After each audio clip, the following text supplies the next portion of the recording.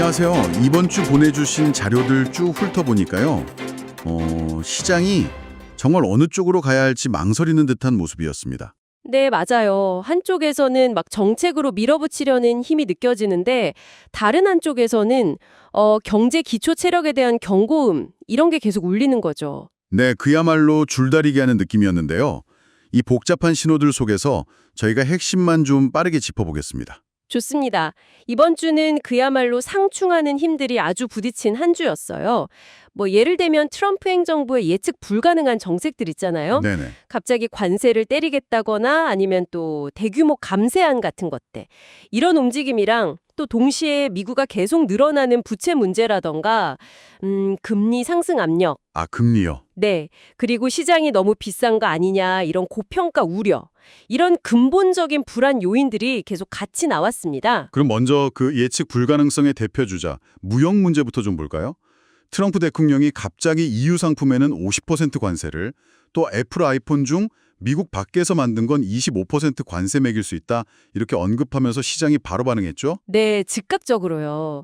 증시가 좀 흔들렸고 그 변동성 지수 VIX라고 하죠. 이것도 좀 튀어 올랐고요. 소위 공포지수요? 그렇죠. 이게 관세라는 게 단순히 그냥 수입품 가격만 올리는 게 아니거든요. 인플레이션 압력도 높이고 또 상대국이 가만히 있겠어요? 보복 조치 나오고. 그럼 결국 경제 성장 자체가 좀 둔화될 수 있다. 이런 걱정을 하는 거죠. 멕시코나 캐나다 쪽도 관세 위협이 있다가 막판에 좀 유예되긴 했지만 이런 불확실성 자체가 부담인 거네요. 맞습니다. 그 과정 자체가 시장에는 계속 불안감을 주는 거죠. 개인 투자자 입장에서는 이게 정말 액션을 취할 건지 아니면 그냥 협상욕하든지 이걸 알기가 너무 어려우니까요. 그렇죠. 만약 진짜로 시행된다, 그럼 뭐 애플처럼 글로벌 공급망에 확 엮여있는 기업들은 타격이 클 수밖에 없겠죠. 그런데 정말 재밌는 게 자료를 보면 같은 주의 미중 관계는 또 약간 다른 분위기였다는 거예요. 아, 그 제네바 회담 말씀이시죠? 네, 거기서 90일 동안 서로 관세 일부 유예하거나 좀 낮추기로 잠정 합의했다는 소식이 있었어요. 이건 또 어떻게 봐야 하나요? 한쪽에선 때리고 한쪽에선 달래고. 그게 바로 이번 주 시장이 얼마나 복잡했는지를 딱 보여주는 겁니다. 투자자들 입장에서는 정말 헷갈릴 수밖에 없어요. 네, 미중 간의 이 부분적인 합의는 단기적으로 보면 뭐 반도체나 기술 하드웨어, 자동차 이쪽에는 분명히 좋은 신호죠. 일단 순통은 트니까요. 그렇죠. 하지만 이 큰 틀에서 무역 전쟁의 긴장감은 여전한 거니까 자료에서도 여전히 뭐 현금을 좀 확보해 두거나 타격받을 것 같은 섹터 비중은 좀 줄이고 네. 아니면 뭐 풋옵션 같은 해지 수단을 고려해라 이런 조언들이 계속 나오는 겁니다. 양쪽 가능성을 다 열어두고 대비해야 하는 약간 그런 상황인 거죠. 무역 문제랑 같이 또 큰 이슈가 재정 정책이었죠. 추가로 대규모 감세 법안이 통과됐다는 소식이 있었잖아요. 네, 맞습니다. 법인세 더 깎아주고 개인 감세는 아예 영구화하고 뭐 투자 세액 공제도 늘리고요. 이러면 단기적으로는 기업 이익 늘어나겠네 하는 기대감에 증시가 잠깐 반짝 힘을 받기도 했고요. 네, 그랬죠. 근데 정말 동전의 양면처럼 그 소식 나오고 거의 바로 뒤에여서 국제신용평가사 무디스가 미국의 국가신용등급을 내려버렸습니다. 아, 트리플 A에서요? 네, 이제 최상위 등급인 트리플 A를 완전히 잃게 된 거죠. 이미 피치라는 다른 회사도 강등을 했었거든요. 그 배경은 역시 부채 문제인가요? 그렇죠. 너무 가파르게 늘어나는 국가 부채, 그리고 뭐 정치적으로 부채 한도 가지고 계속 싸우고 이런 불안정성, 이런 것들이 쌓인 결과죠. 근데 여기에 대규모 감세안까지 통과되니까 재정 적자가 더 심해지는 거 아니냐, 이 우려가 확 커진 겁니다. 신용등급이 내려가면 구체적으로 시장에는 어떤 영향이 있을까요? 좀 쉽게 설명해 주실 수 있을까요? 네, 국가 신용도가 떨어지면 쉽게 말해서 미국 정부가 돈 빌릴 때 이자를 좀 더 쳐줘야 할 가능성이 생기는 거예요. 아, 돈 빌리는 비용이 비싸지는 거군요. 맞습니다. 그게 바로 국채금리 상승 압력으로 작용하는 거죠. 근데 이 국채금리라는 게 거의 모든 자산 가격을 매길 때 기준점 역할을 하거든요. 네네. 그러니까 기준금리가 올라가면 특히나 미래 성장성을 보고 높은 가치를 쳐줬던 그런 성장주들 있잖아요. 이런 주식들의 매력이 상대적으로 좀 떨어질 수 있습니다. 그래서 자료에서는 좀 다른 전략을 제안하는 거군요. 네, 그래서 뭐 채권 가지고 계시면 듀레이션, 그러니까 금리 변화에 얼마나 민감한지 한번 보시고 단기채 비중을 늘리는 걸 고려해보라거나 네. 아니면 좀 비싸다 싶은 성장주 비중을 줄이고 상대적으로 안정적인 가치주나 배당주 쪽으로 눈을 돌려보는 것. 그리고 뭐니 해도 안전자산, 현금이나 금 같은 거를 확보해 두는 게 좋겠다. 이런 제안들이 나오는 거죠. 재정 문제와 관련해서 또 하나 흥미로운 게 앨런 머스크가 주도한다는 정부 구조조정 계획도 있었어요. 아, 네. DHOG라고 부르던가요? 네, 맞아요.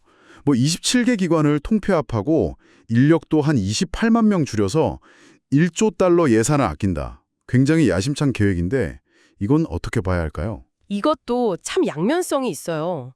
단기적으로 보면 정부 지출이랑 고용이 확 줄어드니까 총수요가 좀 위축될 수 있겠죠. 네. 하지만 또 길게 보면 정부가 좀 더 효율적으로 바뀌면서 재정 건전성에는 도움이 될 수도 있다. 이런 기대도 같이 있는 거고요. 산업별로도 영향이 다르겠네요.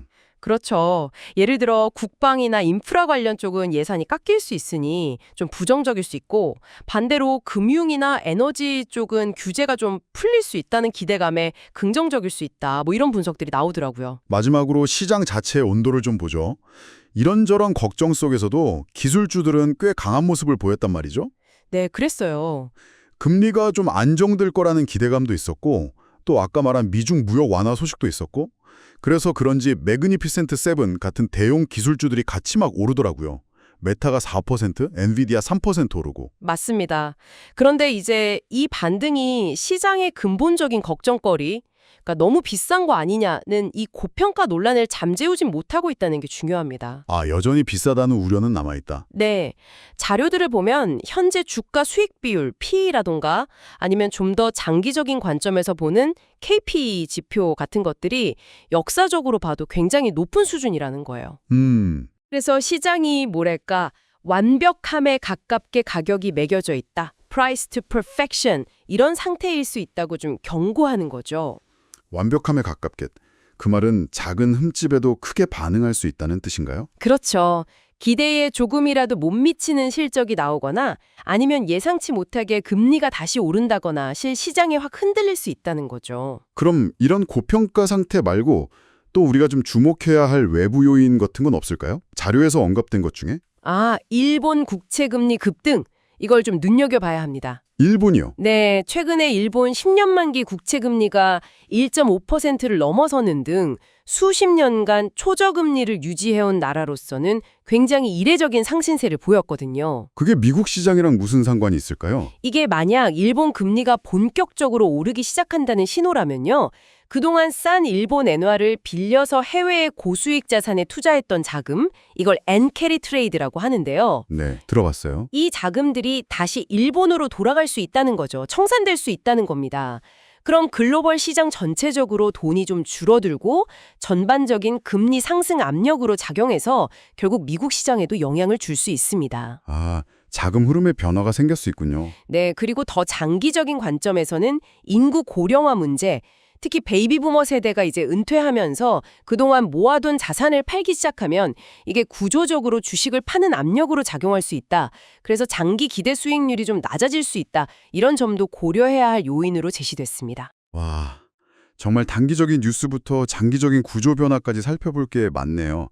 정리해보면 이번 주는 정말 단기적인 정책 기대감과 지정학적 리스크, 여기에 장기적인 부채나 밸류에이션 부담 같은 여러 힘들이 정말 팽팽하게 맞선 한 주였던 것 같습니다. 네, 맞아요. 제공해 주신 자료들을 통해서 보니까 어느 한쪽으로 확 쏠리기보다는 정말 균형 잡힌 시각으로 계속 지켜보는 게 중요해 보입니다. 마지막으로 이런 질문을 한번 던져보고 싶어요.